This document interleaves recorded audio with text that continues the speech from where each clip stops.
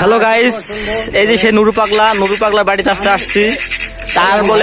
তার একটা মুখে থেকে তার জীবনের একটা গান, যা জীবনে কেউ শুনে না, আজকে আপনারা শুনেন।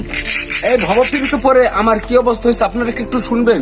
একটা ছন্দের মাত্রমে আপনাদেরকে বলছে আর কি। হয়তো আমি এখান থেকে ঘুম থেকে শুনবেন নি ভাই?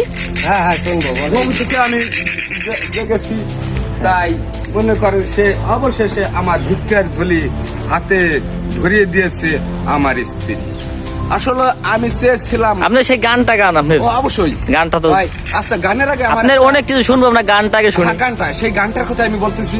বর্তমান এই ভবপীড়িতে কি হয়েছে, তাই আমি একটা মানুষ, আসলে একটা মানুষ রূপে কাকরাইশ হয়ে গেছি আমার স্ত্রী পীড়িতে।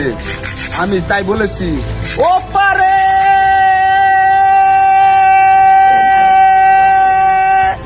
আমি ও পারে যে হব কাকরাইশ, আমি কাকরাইশ, আমি এক মানব রূপী কাকরাইশ, আমি এক মানব। দর্শক দেখেন, দর্শকরা দেখতেছে, তার গানটি সবাই দেখতেছে দর্শকরা।